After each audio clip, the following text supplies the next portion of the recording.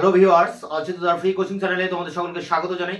আজকের এই ভিডিওটিতে তোমরা যারা কলকাতা বিশ্ববিদ্যালয় সহ রাজ্যের বিভিন্ন বিশ্ববিদ্যালয়ে ইতিহাস অনার্সে বা পাশে বা জেনারেলে ফার্স্ট সেমিস্টারে পড়ছো, তোমাদের যে ডিএসসিসি 1 বা এমডিসি 1 বা এমএন 1 পেপারটি রয়েছে প্রাচীন ভারতের ইতিহাস, এই পেপারটির একটি গুরুত্বপূর্ণ ইম্পর্টেন্ট প্রশ্ন মধ্যপ্রস্তর যুগের বৈশিষ্ট্য। এই প্রশ্নটি নিয়ে সংক্ষিপ্ত আলোচনা করব।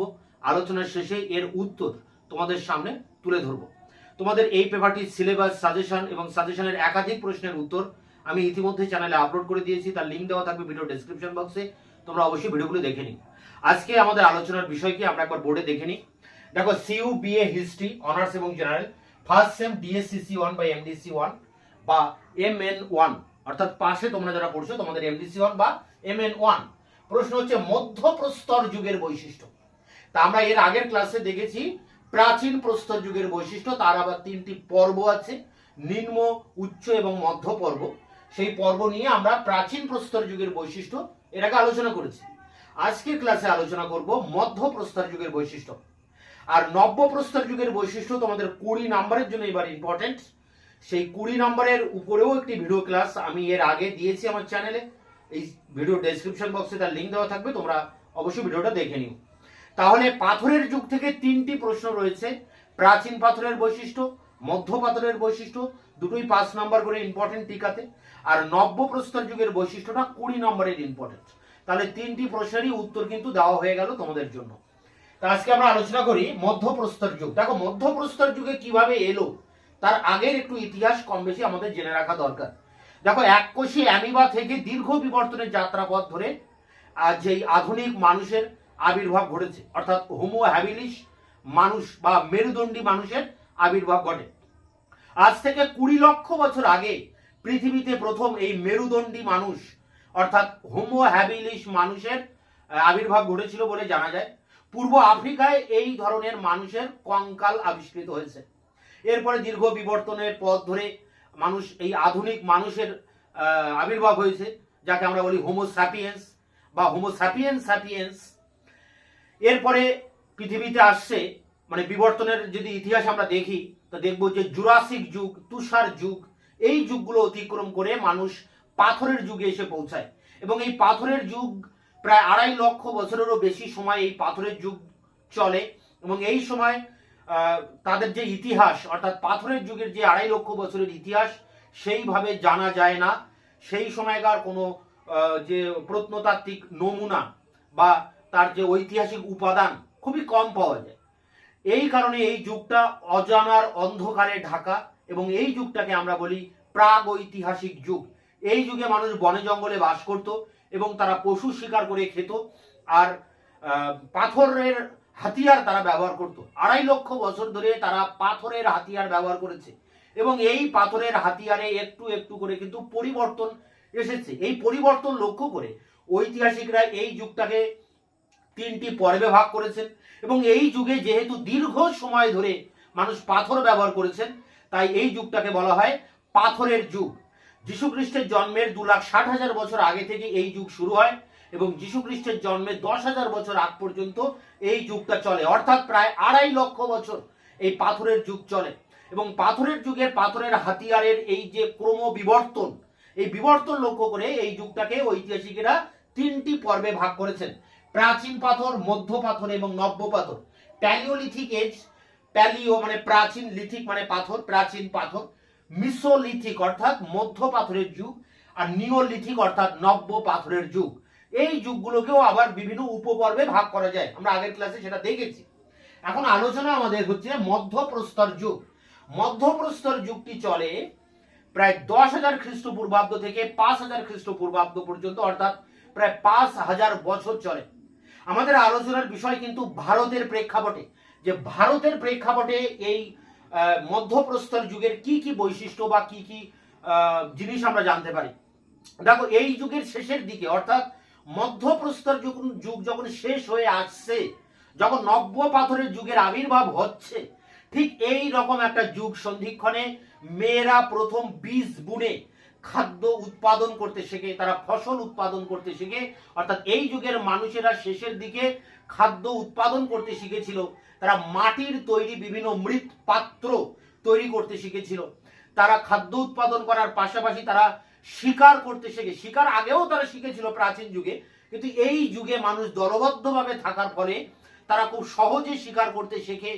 ফাঁদ পেতে শিকার ধরা, ফাঁদ পেতে মাছ ধরা, এইগুলো কিন্তু তারা এই যুগে খুব ভালোভাবে রপ্ত করে। আর এই যুগের প্রধান যেটা বৈশিষ্ট্য সেটি হচ্ছে পাথরের হাতিয়ার। আগে যে যুগটা ছিল প্রাচীন পাথরের যুগ, যে যুগের পাথরের হাতিয়ারগুলি ছিল অনেক বড়, ভারী, এবড়ো খেবড়ো, অমসৃণ। কিন্তু মধ্যপ্রস্তর যুগের প্রধান বৈশিষ্ট্য যে পাথরের হাতিয়ারগুলি আগের তুলনায় অনেকটা মসৃণ হয়, অনেক ধারালো হয়, সূক্ষ্ম হয় এবং আকারে অনেক ক্ষুদ্র হয়। তাই এই যুগটাকে বলা হয় ক্ষুদ্র পাথরের যুগ। আরেকটা জিনিস তোমাদের জেনে রাখতে হবে, মধ্যপ্রস্তর যুগের উপরেও কিন্তু 3 ধরনের প্রশ্ন হয়। 3টি কিন্তু আলাদা আলাদা টাইপের প্রশ্ন। মধ্যপ্রস্তর যুগের বৈশিষ্ট্য কি, এটা একটা প্রশ্ন। মধ্যপ্রস্তর যুগকে যেহেতু বলা হয় ক্ষুদ্র পাথরের যুগ, তো কেন বলা হয় ক্ষুদ্র পাথরের যুগ, এটা একটা প্রশ্ন। আর মধ্যপ্রস্তর যুগের মানুষেরা গুহা চিত্র তৈরি করেছিল। গুহার গায়ে তারা দেওয়ালে তারা নানা রকম শিকারের দৃশ্য, মানুষের, পশু পাখির দৃশ্য তারা বা মূর্তি বা তারা যে ছবি এঁকেছিলেন।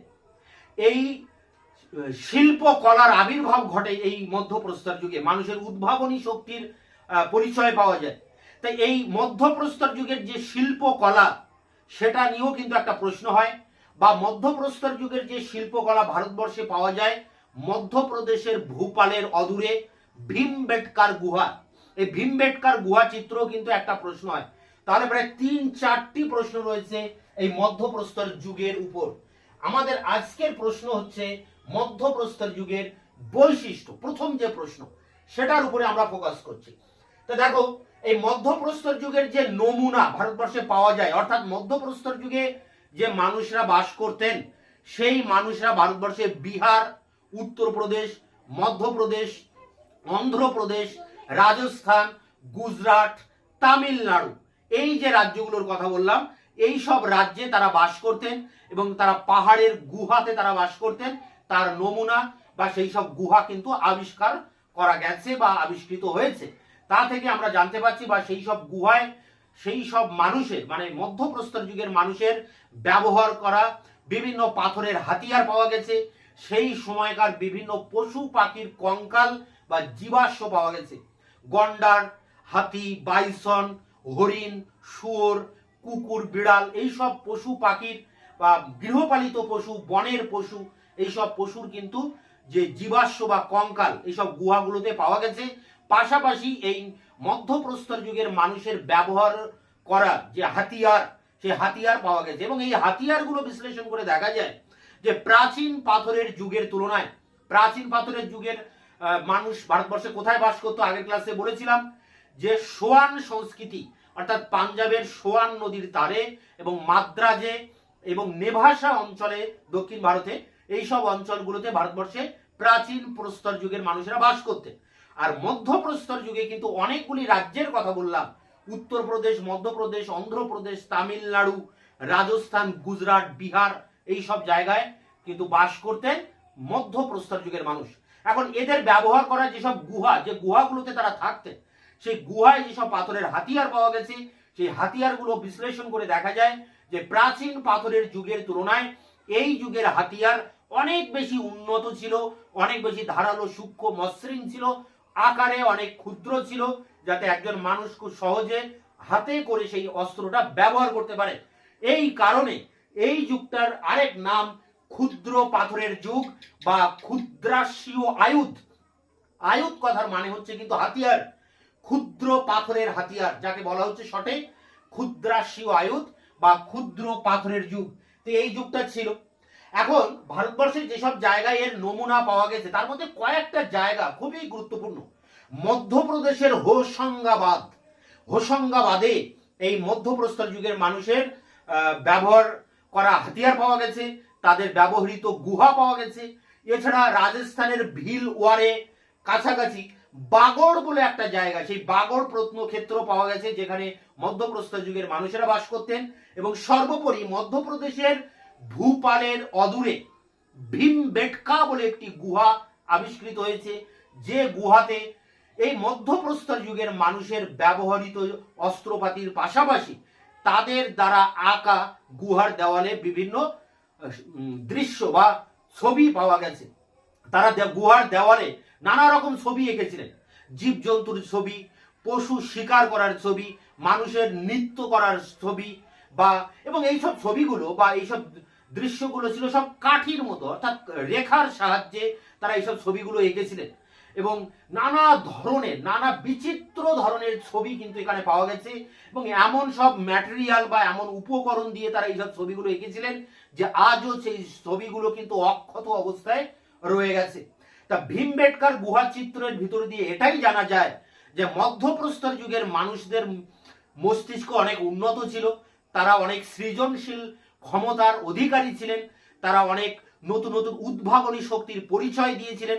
এই কারণে তারা মৃৎপাত্র তৈরি করেন, তারা চাষবাস করতে শেখে, তারা শিকার করতে শেখে, এবং তারা এই গুহার দেওয়ালে ছবি আঁকতে শেখে। এই ছবি আঁকার বিষয়টা কিন্তু তাদের মধ্যে যে শিল্পকলা, যে সংস্কৃতির জন্ম তাদের মধ্যে তারা দিয়েছিল, বা সংস্কৃতির ভাবনা তাদের মাথায় এসেছিল, তার নমুনা, তার প্রমাণ এই ভীমবেটকার গুহা চিত্র। তাই এগুলোই হচ্ছে মধ্যপ্রস্তর যুগের অল ওভার বৈশিষ্ট্য। মূল বৈশিষ্ট্য এটাই যে এই যুগের মানুষেরা চাষবাস, কৃষিকাজ, পশু শিকার, ফাঁদ পেতে পশু শিকার করা এবং মৃৎপাত্র তৈরি করা, গুহার গায়ে বা গুহার দেওয়ালে তারা ছবি আঁকা, গুহার ভিতরে বাস করা, এরকম অভিনব কিছু পদ্ধতি তারা কিন্তু আবিষ্কার করেছিল, যেগুলো প্রাচীন প্রস্তর যুগে ছিল না। এগুলোই বৈশিষ্ট্য। আর একটা প্রধান বৈশিষ্ট্য পাথরের হাতিয়ার। পাথরের হাতিয়ারটাই হচ্ছে মূলত এই যুগের প্রধান বৈশিষ্ট্য। আগের তুলনায় অনেক বেশি ধারালো, সূক্ষ্ম, মসৃণ হয়, আকারে অনেক বেশি ক্ষুদ্র হয় এই যুগের পাথরের হাতিয়ারগুলি। তো এই হলো অল ওভার মধ্যপ্রস্তর যুগের বৈশিষ্ট্য। 5 নম্বরের মানে সংক্ষিপ্ত আলোচনাই করতে হবে। তো মোটামুটি একটা বেসিক আইডিয়া তোমাদের দিলাম।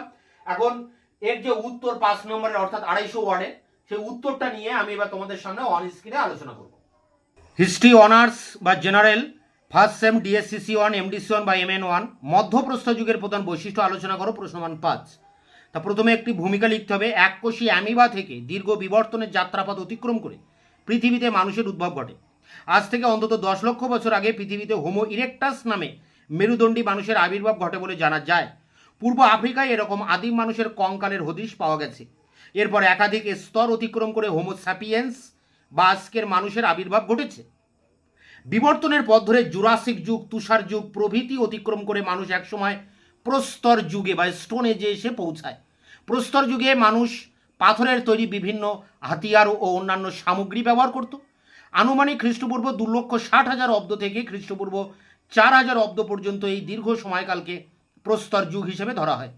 পাথরগুলির গঠন প্রকৃতি বিশ্লেষণ করে ইতিহাসবিদগণ প্রস্তর যুগের এই দীর্ঘ সময়কালকে 3 ভাগে ভাগ করেছেন, যথা পুরাতন প্রস্তর যুগ, প্যালিওলিথিক এজ, মধ্যপ্রস্তর যুগ, মেসোলিথিক এজ, নব্যপ্রস্তর যুগ বা নিওলিথিক এজ। তাহলে এই প্যারাতে আমরা আলোচনা করলাম পাথরের যুগ নিয়ে। পরের প্যারা দেখো, এবার মধ্যপ্রস্তর যুগে চলে যাব সরাসরি। পুরাতন প্রস্তর যুগের অবসানের পর শুরু হয় মধ্যপ্রস্তর যুগ। এই যুগের সময়কাল খ্রিস্টপূর্ব 10,000 থেকে 5,000 অব্দ।